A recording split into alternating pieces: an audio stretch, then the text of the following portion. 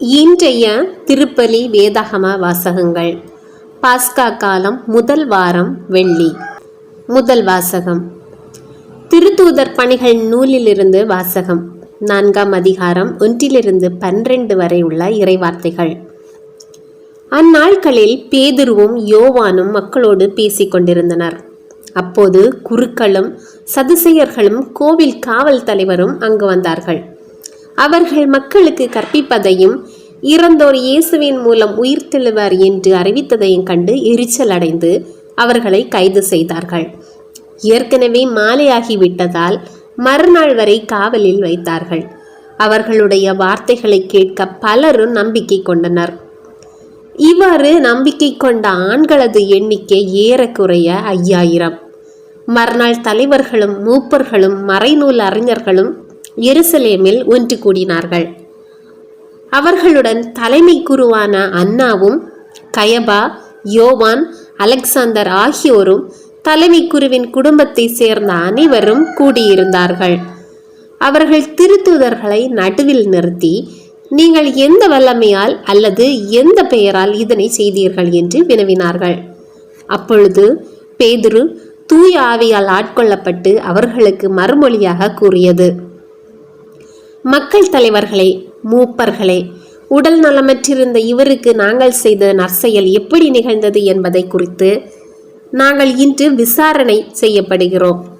நாசரேத்து இயேசுவின் பெயரால் இவர் நலமடைந்து நம்முடன் நிற்கிறார். இது உங்கள் எல்லாருக்கும், இஸ்ரேல் மக்கள் அனைவருக்கும் தெரிந்திருக்கட்டும். நீங்கள் இயேசுவை சிலுவையில் அறைந்தீர்கள், ஆனால் கடவுள் இறந்த அவரை உயிருடன் எழுப்பினார். இந்த இயேசுவே கட்டுகிறவர்களாகிய உங்களால் இகழ்ந்து தள்ளப்பட்ட கல், ஆனாலும் முதன்மையான மூளைக்கல்லாக விளங்குகிறார். இவராலேயே அன்றி வேறு எவராலும் மீட்பு இல்லை. ஏனெனில் நாம் மீட்பு பெறுமாறு வானத்தின் கீழ் மனிதரிடையே இவரது பெயரன்றி வேறு எந்த பெயரும் கொடுக்கப்படவில்லை. இது ஆண்டவர் வழங்கும் அருள்வாக்கு. இறைவா, உமக்கு நன்றி. பதிலுரை பாடல். பல்லவி. கட்டுவோர் புறக்கணித்த கல்லே கட்டடத்தின் மூலைக்கல் ஆயிற்று. ஆண்டவருக்கு நன்றி செலுத்துங்கள், ஏனெனில் அவர் நல்லவர். என்றென்றும் உள்ளது அவரது பேரன்பு, என்றென்றும் உள்ளது அவரது பேரன்பு என இஸ்ரேல் மக்கள் சாற்றுவார்களாக. என்றென்றும் உள்ளது அவரது பேரன்பு என ஆண்டவருக்கு அஞ்சுவோர் அனைவரும் சாற்றுவார்களாக. பல்லவி. கட்டுவோர் புறக்கணித்த கல்லே கட்டிடத்தின் மூலைக்கல் ஆயிற்று. கட்டுவோர் புறக்கணித்த கல்லே கட்டிடத்துக்கு மூலைக்கல் ஆயிற்று. ஆண்டவரால் இது நிகழ்ந்துள்ளது. நம் கண்களுக்கு இது வியப்பாயிற்று. ஆண்டவர் தோற்றுவித்த வெற்றிய நாள் இதுவே. இன்று அக்களிப்போம், அகமகிழ்வோம். பல்லவி. கட்டுவோர் புறக்கணித்த கல்லே கட்டிடத்தின் மூலைக்கல் ஆயிற்று. ஆண்டவரே மீட்டருளும். ஆண்டவரே வெற்றி தாரும். ஆண்டவரின் பெயரால் வருபவர் ஆசி பெற்றவர். ஆண்டவரது இல்லத்தினின்று உங்களுக்கு ஆசி கூறுகிறோம். ஆண்டவரே இறைவன், அவர் நம்மீது ஒளிர்ந்துள்ளார். பல்லவி. கட்டுவோர் புறக்கணித்த கல்லே கட்டிடத்தின் மூலைக்கல் ஆயிற்று. நற்செய்தி வாசகம். யோவான் எழுதிய நற்செய்தியிலிருந்து வாசகம். 21ஆம் அதிகாரம் 1-14 வரை உள்ள இறைவார்த்தைகள். அக்காலத்தில் இயேசு தம் சீடருக்கு திபேரிய கடல் அருகே மீண்டும் தோன்றினார். அவர் தோன்றியது இவ்வாறு. சீமோன் பேதுரு, திதும் எனப்படும் தோமா, கலிலேயாவில் உள்ள கானாவை சேர்ந்த நத்தனியேல், செபதேயுவின் மக்கள் ஆகியோரோடு இயேசுவின் சீடர்களுள் வேறு இருவரும் கூடியிருந்தனர். அப்போது சீமோன் பேதுரு அவர்களிடம், நான் மீன்பிடிக்க போகிறேன் என்றார். அவர்கள், நாங்களும் உம்மோடு வருகிறோம் என்று போய் படகில் ஏறினார்கள். அன்று இரவு அவர்களுக்கு மீன் ஒன்றும் கிடைக்கவில்லை.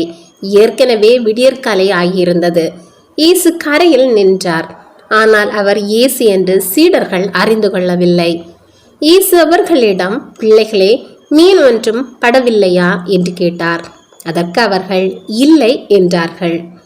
அவர், படகின் வலப்பக்கத்தில் வலை வீசுங்கள், மீன் கிடைக்கும் என்று அவர்களிடம் கூறினார்.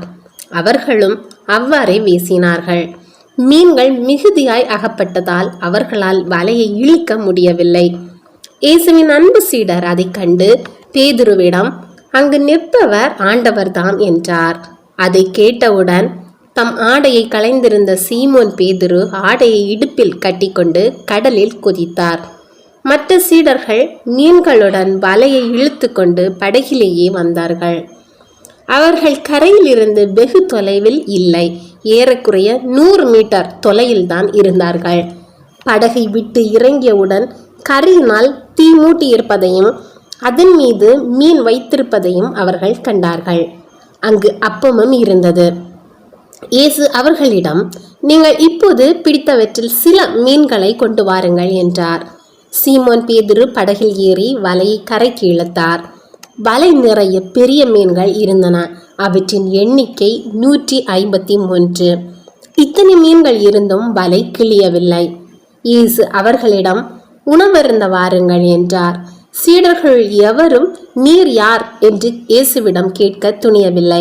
ஏனெனில் அவர் ஆண்டவர்தாம் என்று அவர்கள் அறிந்து கொண்டார்கள்.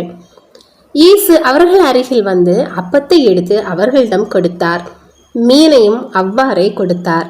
இவ்வாறு இயேசு இறந்து உயிருடன் எழுப்பப்பட்ட பின்பு தம் சீடருக்கு இப்போது 3ஆம் முறையாக தோன்றினார். இது கிறிஸ்து வழங்கும் நற்செய்தி. கிறிஸ்துவே உமக்கு புகழ்.